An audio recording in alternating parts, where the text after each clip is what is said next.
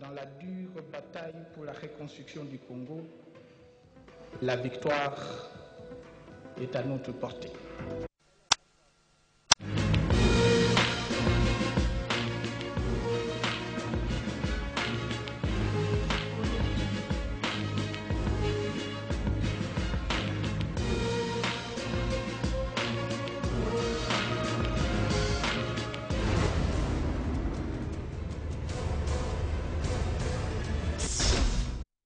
Madame, Monsieur, bonsoir. À la une, Washington et Kinshasa en vidéoconférence, 80 millions de dollars américains viennent d'être arrachés par le Premier ministre pour la réhabilitation de 2 turbines à Inga dans le Bas-Congo. Bosco Ntaganda, devant ses juges à La Haye, le procès s'est ouvert aujourd'hui.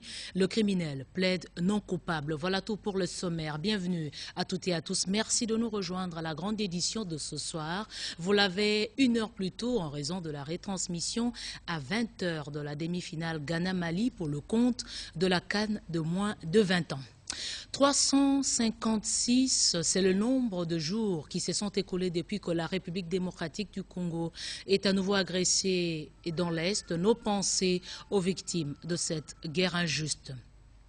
Les suites de la récente attaque de la ville de Lubumbashi par les Maï-Maï, les députés nationaux veulent en savoir un peu plus. Ils viennent de décider de la composition d'une commission d'enquête parlementaire, décision publiée à l'issue de la plénière d'aujourd'hui. Poncien Tshisongo Mambakabal, compte rendu. Mars 2013, pour déposer leurs amendements au bureau de la commission ECOFIN et contrôle budgétaire sur la proposition de loi organique portant organisation et fonctionnement du Conseil économique et social. L'Assemblée plénière qui attend y revenir le mardi 2 avril 2013 pour adoption article par article a en outre recommandé à cette commission l'indulgence afin que tout se passe dans le délai. Cela a été convenu ce mardi 26 mars 2013 sous la conduite du président de l'Assemblée nationale, l'honorable Beminakou, après avoir déclaré recevable le rapport de la commission ECOFIN et contrôle budgétaire à ce sujet et approuvé ses conclusions. L'on retiendra de cette proposition de loi que le Conseil économique et social est un organe technique ou consultatif du gouvernement doté de la personnalité juridique analysant des questions économiques et sociales liées aux aspirations de la population. Par la suite, la plénière a suivi avec attention soutenue le rapport de la Commission Aménagement du territoire et infrastructures relatif au secteur de l'électricité en République démocratique du Congo. Inspiré des expériences sénégalaises et camerounaises en matière de la gestion de l'électricité, le contenu prône la libéralisation du secteur en faveur de la concurrence et compétitivité, sans oublier l'institution de l'organe de régulation et le rôle de l'État. Un débat général à ce sujet interviendra à la prochaine plénière. Bien avant, le président de l'Assemblée nationale, préoccupé par la situation qui a prévalu à Lubumbashi avec l'attaque des miliciens Maï-Maï, a proposé à la plénière la mise en place d'une commission d'enquête parlementaire. L'idée a été unanimement approuvée. Un contexte semblable à l'audience que le premier vice-président de l'Assemblée nationale a accordé au représentant spécial du secrétaire général des Nations Unies en RDC. Les entretiens entre Roger Miss et l'honorable Charles Mondo Simba ont tourné essentiellement autour de la désapprobation de l'attaque de la ville de Lubumbashi par les miliciens Maï-Maï. L'arrivée de Bosco Ntaganda à la Cour pénale internationale, les deux personnalités ont également échangé sur la restructuration en vue de la Commission électorale nationale indépendante. 80 millions de dollars américains pour réhabiliter 2 turbines à Inga dans le Bas-Congo. La Banque mondiale vient de prendre l'engagement. Le Premier ministre Augustin Matata Ponyo Mapon les a arrachés en entretien en vidéoconférence avec le vice-président de cette institution financière internationale. Suivez dans ce reportage de Gisèle Ngalolampoy, le représentant résident de la Banque mondiale Eustache Wayoro. La vidéoconférence de ce jour a permis au Premier ministre, chef du gouvernement, d'échanger à partir de Washington avec le vice-président de la Banque mondiale sur des questions économiques. De la primature, Matata Ponyo et Eustache Wayoro, directeur des opérations de la Banque mondiale, ont parlé de la réhabilitation de 2 turbines d'Inga. La Banque mondiale va financer cette réhabilitation à hauteur de 80 millions de dollars américains. La réhabilitation de 2 turbines à Inga, qu'on appelle la G11 et la G15, qui devait permettre d'augmenter la capacité de production d'électricité. Ce sont 2 turbines qui devraient coûter aux environs de 80 millions de dollars, sur lesquelles nous avons donné notre accord pour le financement de ces turbines. Nous avons également discuté des questions liées à la SNCC pour le chemin de fer. Nous avons donné également notre accord pour le financement de 10 locomotives qui sont déjà sur le réseau. Nous avons également donné notre accord pour le financement de 11 autres locomotives qui vont être sur le réseau. en attendant l'arrivée de 30 nouvelles locomotives qui devraient permettre à la SNCC de fournir des services qui soient utiles pour les populations des différentes provinces du Katanga, du Maniema et du Kasaï occidental et même jusqu'à Kinshasa et également sur la province orientale. Les 11 locomotives que nous prenons en location vont arriver au mois d'avril. Et les 10 locomotives sont déjà sur les réseaux et permettent d'offrir des services. Et ces 10 locomotives font partie des 25 locomotives actuelles qu'utilise la SNCC pour transporter les marchandises. Donc nous allons ajouter 11 locomotives de location et celles-là seront en place en fin avril. Autre activité, toujours à la primature, la réunion sur le climat des affaires, sur la table, l'évaluation de la matrice intégrée des réformes en cours. La réunion sur le climat des affaires présidée par le Premier ministre Matata Ponyo a porté sur l'évaluation de la matrice intégrée des réformes engagées par les gouvernements de la République dans le cadre de l'amélioration du climat des affaires en RDC. Dans l'attente des enquêteurs de la Banque mondiale à Kinshasa, dans le cadre de Doing Business, le chef du gouvernement a tenu à suivre personnellement l'exécution par les ministères sectoriels des différentes réformes initiées dans le souci d'améliorer la cote de la RDC dans le Doing Business. Il revient au gouvernement d'initier non seulement des réformes, mais aussi d'engager les dialogues avec la base pour s'assurer que les différentes réformes sont d'application au niveau des administrations, des provinces et au niveau des entités décentralisées. À quelques jours de la fin du mois de la femme, du mois dédié à la femme sur le plan international, près de 400, toutes de la vice-primature du budget en RDC, se sont donné rendez-vous à l'hôtel Sultani pour réfléchir sur le combat de la femme, atelier de 3 jours, ouvert par le vice-premier ministre, ministre du budget, Daniel Mukoko Samba. Rompre avec les anciennes méthodes des célébrations de la Journée internationale de la femme, celle du budget, près de 400 mobilisés à l'hôtel Sultani, adhèrent à la pensée du gouvernement portée par la ministre du Genre, Geneviève Inagossi, l'idée plutôt de réfléchir sur le combat de la femme. Elles sont de l'administration, du cabinet, du CENAPI, de la DGCMP, autour du vice-premier ministre, ministre du budget et de la vice-ministre. Ces femmes ont quelque chose en commun. Manipuler les chiffres pour donner sens aux politiques publiques décidées par le gouvernement. À l'unanimité, elles disent non au viol et autres formes de violence dont sont victimes les filles, les mères et leurs sœurs.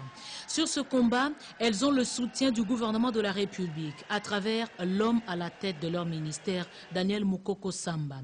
Liska Abayoué, vice-ministre du budget, les a exhortés à se libérer de la peur pour dénoncer tous les actes dont elles subissent. Les lois sont là pour les protéger.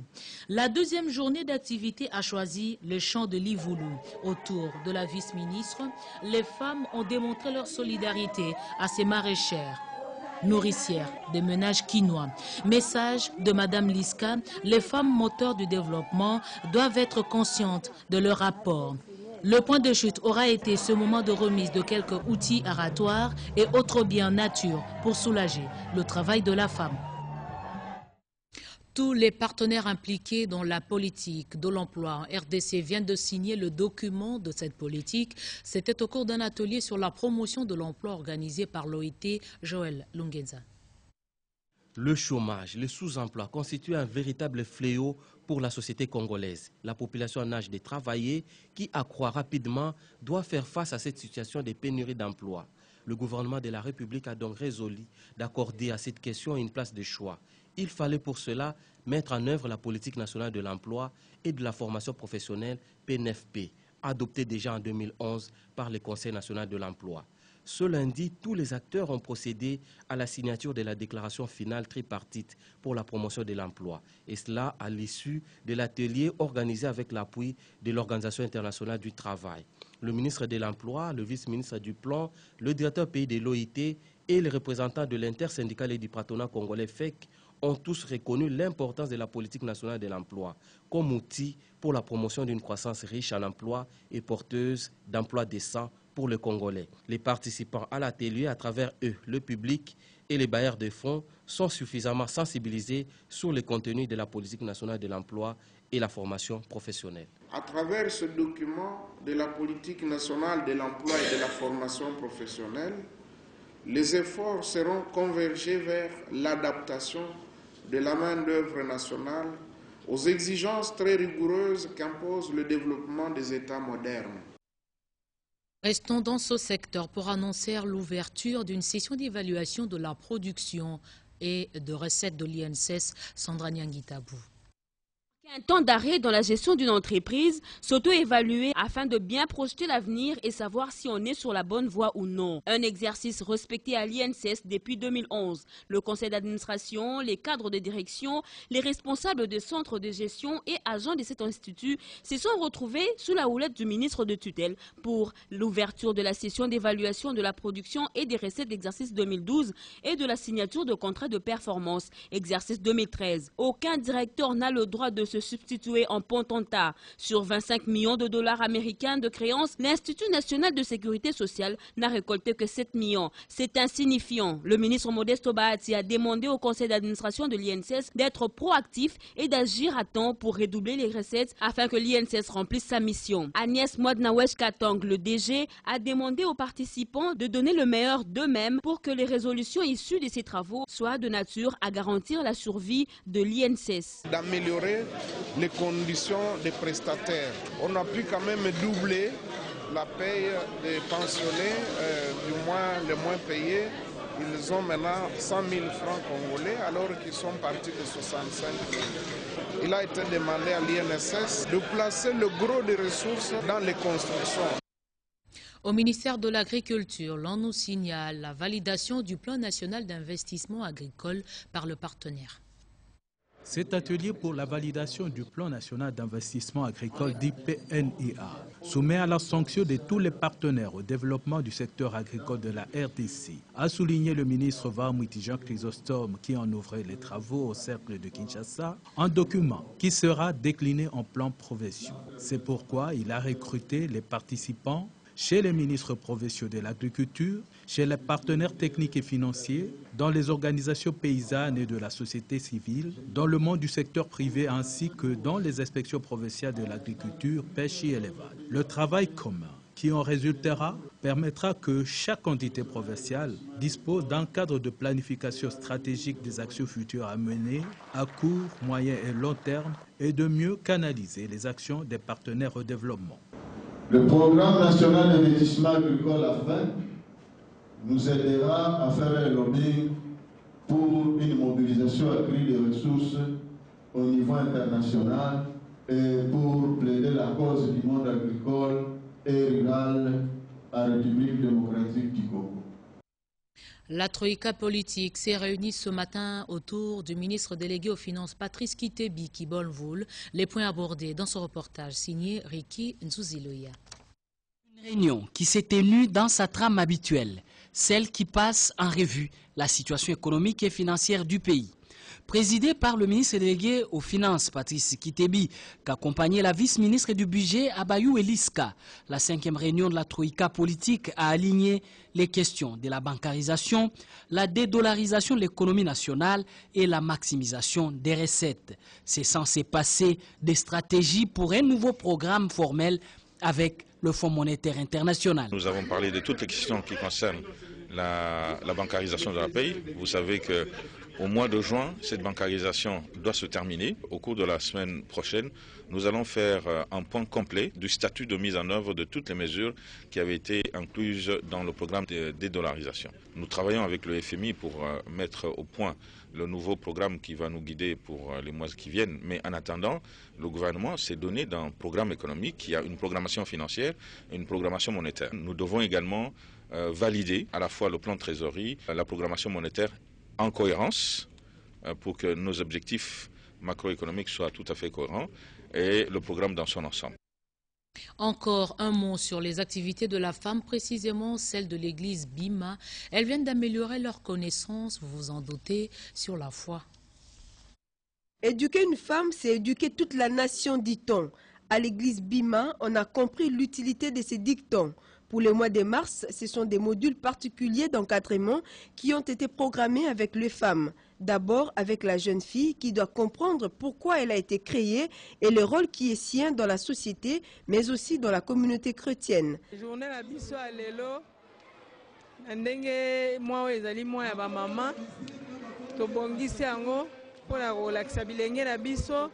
ezala jeune fille na ba maman na biso bayeba sens ya journée ya moi si.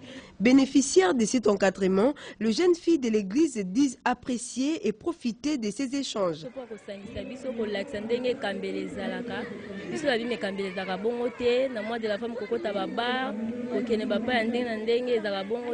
Journal lelo abengisi biso pona balakisa biso nde tokotambola nde tokovanda. Après le premier module consacré aux petites filles et le deuxième aux adolescentes, 2 nuits de prières intenses sont prévues avant la prière de bénédiction programmée le 30 mars, date de la clôture à l'église Bima des activités liées au mois de la femme.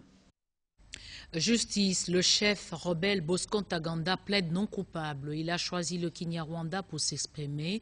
Son procès s'est ouvert ce mardi à La Haye, compte rendu avec Constance Mananga. Après sa réédition, Bosco Ntaganda a comparu pour la première fois ce mardi 26 mars 2013 devant la chambre préliminaire 2 de la Cour pénale internationale. Pour cette première audience, les magistrats de la Cour ont demandé au prévenu de décliner son identité et ont présenté les charges retenues contre Bosco Ntaganda, à savoir crime contre l'humanité, meurtre, viol et enrôlement d'enfants soldats en Ituri. Accusation que le prévenu a rejeté en bloc et a plaidé non coupable, ce qui lui a valu un rappel à l'ordre par le tribunal car l'étape de plaidoirie est encore bien loin. Toutefois, l'avocat de Bosco Ntaganda a manifesté son intention de présenter sa demande de liberté provisoire dans les tout prochains jours. La prochaine audience est prévue pour le 23 septembre prochain. Vivre en harmonie avec les hommes en armes, l'exercice a été tenté dans des activités d'assainissement entre civils et militaires dans la commune de Kalamou. Regardez. Cette activité d'assainissement a consisté aux enlèvements des immondices, au débouchage des caniveaux, au balayage de l'avenue Kassavubu et l'avenue Victoire autour de la place des artistes sur le rond-point Victoire dans la commune de Kalamou. Ces travaux ont été exécutés par le jeune garçon du quartier Matongé de cette commune de Kinshasa et les militaires des FARDC du bataillon PEM, du comité de base de la force terrestre venue du camp lieutenant-colonel Kokolo. L'objectif poursuivi par cette activité mixte est le rapprochement de la population civile à son armée. Le major Kiakou Mambuki Fabien, secrétaire du comité national de pilotage, a représenté le général de brigade José Mouloubi Bin Mohamed, commandant du service d'éducation patriotique et civique des FARDC, à ces travaux auxquels Madame Marie Solomé des FCC Meru a largement pris part, signalant que ces travaux ont connu l'appui matériel du Search for Common Ground, partenaire des forces armées de la République démocratique du Congo. Monsieur François Mamboulou, qui a représenté le bourgmestre de la commune de Kalamou à ces travaux, s'est montré satisfait par cet appel. À remercier la haute hiérarchie de FARDC qui a eu cette initiative. Vers l'organisation des élections locales dans le pays, la CENI s'y prépare. Son vice-président vient de réceptionner du matériel de sensibilisation de l'AIFES. Brigitte Mopane. Manuel de l'animateur, guide méthodologique pour formateurs, feuillet de sensibilisation, t-shirt, ces outils de formation et de sensibilisation sur les élections locales et la décentralisation ont été développés par la Fondation internationale pour les systèmes électoraux AIFES, et ce dans le cadre du projet d'éducation civique et électorale Voice, lancé en 2009 sur financement de l'USAID, la Grande-Bretagne, l'Allemagne et l'Agence canadienne de développement international. C'est la directrice de l'AIFES, Nicole Chartrand-Trèche, qui a remis ces matériels au vice-président de la CENI, Jacques Joly, représentant du président Daniel Ngoï-Moulunda. Pour le professeur Joly, ce support pédagogique validé par la CENI est un outil important pour l'éducation civique et électorale de la population, particulièrement celle qui est analphabète. La CENI encourage la campagne d'éducation de la population sur la décentralisation et les élections locales, car elle introduit la République démocratique du Congo dans la dynamique des prochaines élections urbaines, municipales et locales jamais organisées au pays. AIFES fait appel à la CENI et à la cellule technique d'appui à la décentralisation du ministère de l'Intérieur pour la mise en œuvre du projet Voice qui arrive à son terme le 30 septembre 2013. Jean Bamanissa, gouverneur de la province orientale, en séjour à Kinshasa, était dans nos murs aujourd'hui. Sa visite, son message dans ce reportage signé Mireille Koumbu. La province orientale a à son tour acquis des matériels de production audiovisuelle. Les lots réceptionnés récemment par le directeur général de la radio-télévision nationale congolaise, Nicole Dibambou, a été remis officiellement au gouverneur de la province orientale, Jean Bamanissa. Le gouverneur de la province orientale, Jean Bamanissa, conduite par le directeur général AI de la RTNC, Nicole Dibambou Kitoko, est venu prendre les matériels et décider de l'acheminer dans sa province pour la RTNC Kisangani comme centre principal d'émission. Le gouverneur en a profité pour visiter les studios réhabilités de la RTNC. Il s'agit du studio Maman Ongebi, studio C, studio B, studio JT et la régie finale. À l'issue de la visite, le gouverneur a dit sa satisfaction sur la modernisation de la RTNC qui est en mesure de mieux servir les téléspectateurs et auditeurs. C'est un outil indispensable pour la consolidation, la cohésion nationale. Donc nous sommes venus nous enquérir aussi des programmes de développement de la RTNC en province orientale, étant donné que nous voudrions aussi que toute la province soit couverte par la chaîne nationale. Et nous avons été ravis de constater qu'il y a un lot de matériel qui va être bientôt réceptionné et envoyé en province. Et nous souhaiterions vraiment une couverture totale. 100 millions de dollars américains, c'est l'enveloppe que va débloquer la Banque mondiale pour financer la construction des infrastructures de base dans quelques villes congolaises. Le contrat vient d'être signé. Blaise Boko Kiasanza, Anastasie Doumbou. La Banque mondiale vient de financer les infrastructures de base des 6 villes congolaises dans les secteurs de l'urbanisme et habitat avec un montant de 100 millions de dollars américains. Il s'agit de la ville de Kalebi, de Bukavu, de Kikwit, de Matadi, de Mbandaka et de Kindu. La cérémonie de signature du contrat de ville et de convention de maîtrise d'ouvrage délégués a mis autour d'une même table pour la signature le ministre Fidone Kasweshi de l'urbanisme et habitat, les gouverneurs de province ainsi que les maires des différentes villes concernées. Ce projet urbain pour le développement tend à apporter des solutions aux problèmes des infrastructures de base qu'endure l'administration publique et l'accès difficile aux services des plus démunis en vue d'améliorer la gouvernance des villes de la RDC. Pour sa part, le ministre de l'Urbanisme et Habitat a remercié la Banque mondiale pour ses partenariats. Au nom du gouvernement de la République, d'adresser ces quelques mots à la Banque mondiale, notre partenaire, pour lui témoigner notre reconnaissance pour toutes ces solitudes en faveur de nos populations. Il s'est de signaler que ce projet est le premier projet sectoriel que la Banque mondiale va financer en République démocratique du Congo dans les secteurs urbains. Ceci s'explique par le rôle que les villes sont censées jouer en relevant les défis auxquels elles font face pour le développement. À l'espace de la Pépinière, dans la commune de Bandalongwa, débaptisée Cité Kabila, plus de 1000 logements vont y être construits. Le ministre des ITPR, Fridolin Kasweshi, vient de procéder à la pose de la première pierre pour la construction sur le site des villas et appartements Eurydice Kitutu. Voici l'image de la cité Joseph Kabila dans 5 ans. Cette cité sera construite à la place Pépinière de Bandalongwa. Le projet a déjà commencé. Les travaux pour la première phase qui compteront 182 appartements et 33 villas seront achevés et habitables à la fin de l'année 2014 et dont la vente débute au mois d'avril prochain. Kin Oasis de la cité Joseph Kabila est un projet immobilier mis en place pour répondre aux aspirations du chef de l'État dans sa vision de la révolution de la modernité et la mise en œuvre du plan de développement de 5 chantiers. À cette cérémonie de lancement des travaux, le ministre de l'Aménagement du territoire, urbanisme, habitat, infrastructures, travaux publics a précisé que l'habitat est un secteur prioritaire pour le quinquennat du chef de l'État Joseph Kabila Kabange.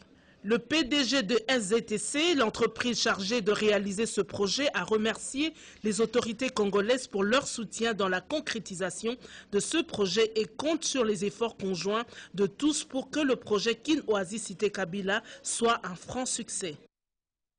Jojo Ndibou, lui, nous amène à Kingabwa pour assister à la pose de la première pierre de l'église Arc-en-Ciel. Arc-en-Ciel, qui compte plus de 55 cellules à travers la République démocratique du Congo, se décide d'apporter sa pierre à l'édifice de la révolution de la modernité tel que prôné par le chef de l'État, Joseph Kabila Kabange. Après avoir obtenu un lopin de terre à Kingabwa, en face de l'arrêt TP dans la commune de Limete, le responsable de cette église remercie les gouvernements de la République pour cet octroi et compte y construire un grand quartier général pour toutes leurs églises, en vue de mener en bien leur mission, celle de ramener les brebis galeuses dans la maison de Dieu. Regardez, c'est ici que sera érigée cette église. Le décor est déjà planté pour la cérémonie de la pose de la première pierre prévue le 4 avril 2013. Une cérémonie qui connaîtra certes la participation de plusieurs personnalités et serviteurs de Dieu. La maquette de cet édifice architectural a été présentée à la presse. À en croire les responsables de l'église Arc-en-Ciel, sa construction sera une œuvre des Congolais pour vanter la main-d'œuvre locale et experte. L'événement s'est fixé le 4 avril. Depuis qu'on a commencé à adorer jusqu'à présent, nous n'avons pas encore construit. Il faut que le Dieu du ciel puisse avoir un endroit de la référence là où on doit lui adorer, qui aura la capacité de 15 000 places assises avec 45 bureaux et une salle de conférence à l'intérieur. L'auteur de cet bâtiment sera à plus de 50 mètres. La compagnie Fly Congo CAA informe à son aimable clientèle que le vol Kinshasa-Gemena de ce mercredi, donc demain, prévu pour 11h30, est avancé à 9h30. Les passagers réservés sur ce vol sont priés de se présenter à l'aéroport international de Njili à 6h30 pour la direction commerciale d'Amas Chamandevo. Je rappelle cette communication. La compagnie aérienne Fly Congo CAA informe à son aimable clientèle que le vol Kinshasa-Gemena de ce mercredi, donc demain, prévu pour 11h et avancé à 9h30, les passagers réservés sur ce vol sont priés de se présenter à l'aéroport à 6h30. Le cadastre minier, CAMI en sigle, et la Direction générale des recettes administratives, judiciaires, domaniales et de participation des GERAD informent les titulaires des droits miniers et de carrière que les notes de débit et de perception relatives aux droits superficiels annuels par carré pour l'exercice en cours sont disponibles au guichet du CAMI situé au croisement des avenues Paul Maurice et Kasavubu. Par conséquent, il les invite à venir les retirer en vue de procéder au paiement des dits droits au plus tard le 30 mars 2013, conformément aux dispositions de l'article 198 du Code minier. Il s'y est de rappeler que tous les paiements s'effectueront dorénavant à la Banque internationale pour l'Afrique au Congo, BIAC, au numéro de compte repris sur la note des débits et que les frais bancaires sont à la charge de la sujettie. Le communiqué est conjointement signé pour la DGRAD Joséphine Soaleye, pour le CAMI José Amissi Matongo. Sur ce plateau, le porte-parole des FARDC, le colonel Kassonga Léon Richard, bonsoir. Bonsoir madame. Quelle nouvelle ce soir? Madame, comme il avait été annoncé dans le communiqué du 7 mars dernier, il a plu à la haute autorité, chef de l'État, de signer une série d'ordonnances dans le cadre de la nomination des officiers supérieurs et subalternes au sein des forces armées de la République démocratique du Congo. Sur ce plateau, donc, je viens procéder à la lecture d'une série d'ordonnances portant nomination dans ce cadre-là. Je vous en prie. C'est ainsi qu'au terme de l'ordonnance 13-011 du 23 mars 2013 portant nomination dans la catégorie des officiers supérieurs, à l'article 1er, sont nommés au grade de colonel ou capitaine de vaisseaux des forces armées de la République démocratique du Congo à la date du 1er janvier 2010, les lieutenants-colonels ou capitaines de frégate dont les noms ci-après. Alinéa Premier ministère de la Défense nationale et unité rattachée. 1. Amouli Djoué Jean-Pierre, Bokechu Nganda Frédéric, Elali Aziza, Karenzi Boukera, Loange Mungelu, Mubenga Kasenda Arthur, Mukonde Kimbulu Jean, Sizele Anilingbi Nicolas Baudouin, Outena Kabina Koulilan, État-major général des forces armées de la République démocratique du Congo, Ami Sibine Moussafiri, Angboma Echameki, Azuda Gida Nzapaye, Bagbia Asia Onangi, Bolisomi Bobelu, Bonda Engbata, Botena Mpoto, Ebubu Goni, Gaso Gabe, Ilaka Bebenze, Ilangi Kavul, Ilunga Kavul, Ituko Itele, Kamakangi Kikuni, Kasongo Ngandu, Kawamunoko Mwana Ngodi, Kiala Ngwatata, Lapi Longo Koto, Masi Mamba, Mpongo Bwanizinga, Zibakidi, Force terrestre, Batia Mokili, Biakilema Rehema, Doulou Mayaka, Ndaye Ngalamulume, première région militaire, So Samolia Eso Lisango, deuxième région militaire, Kafuko Mutoni, Ngizulu Luzolo, troisième région militaire, Busoki Wa Kiraku, Mukondato Makambo, quatrième région militaire, Malan Nyalekon, Lenti, Ngindu Mbutani, cinquième région militaire, Kankenza,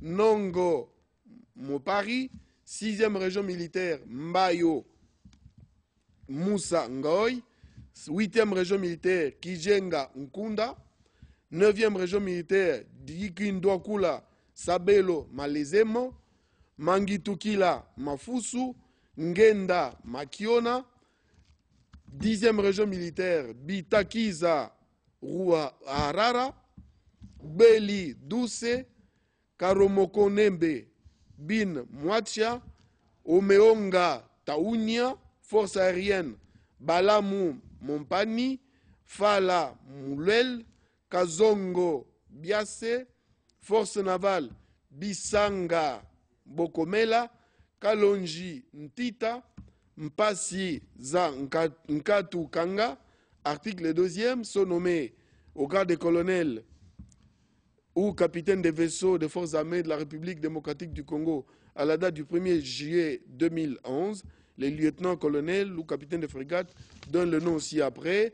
Ministère de la Défense, Fuanta Wafanta, Kabamba Wakasanda, Kangu Diambai, Kaninda Bulabula, Kasongo Wawa, Katandula Musamba Wakasaka, Kayumba Mwepu, Kilimpimpi Mwa Kilimpimpi, Kiamandia Kingombe, Letalankoi Lonyango, Manegabe Malekela, Mbui Mutombe, Mitima Biamungu, Mpanga Mukutu Abasi, je dis bien Mpanga Mukutu Abasi, Pozar, Muwau Nsanzu, Muzala Ilunga, Ndaiwel Okura, Ngoi Ndombe, Nsendula Katumba René, Tangamo Yangoma Ozi Olishie, État-major général, Baleno Batela Nkoi, Bolekoka Boyela, Bombala Bongo, Chinyabuuma Kamukinde, Ekenge Bomusa Epomi Sylvain, Ekandalua Mbula Françoise, Isengimbanga Nsale Julien, Kabila Mukombi Sam. Le reste, nous poursuivrons demain dans les éditions de la RTNC. Madame. Merci, colonel Kassonga Léon Richard, porte-parole de FARDC, pour la lecture de ces nominations. Merci. Et pour terminer, je m'en vais vous lire cette note noire. Le procureur général près la cour d'appel de Kinshasa, Gombe, a le regret d'informer aux magistrats du siège ainsi que ceux du ministère public et au personnel judiciaire le décès du magistrat Makatuka Oscar, connu sous les initiales de MAM, premier substitut du procureur de la République près le tribunal de grande instance de Calamon. Décès survenu le 20 mars à l'hôpital Biamba Marie Mutombo suite à une courte maladie. Je m'en vais vous lire rapidement le programme des funérailles. Vendredi 29 mars, levée du corps à la morgue de l'hôpital Biamba Marie. Et puis 13h, exposition et veillée mortuaire à la place City Train de Matete. Samedi 11h30, levée du corps pour inhumation au cimetière d'une nécropole entre ciel et terre Anselé, précédé bien évidemment du culte sur place à City Train et dernier hommage, dépôt et gerbe des fleurs ainsi que les témoignages.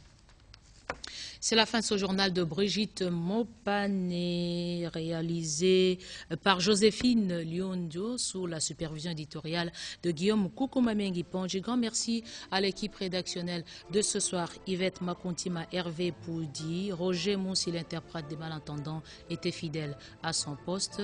Restez avec nous, le programme continue, surtout les matchs.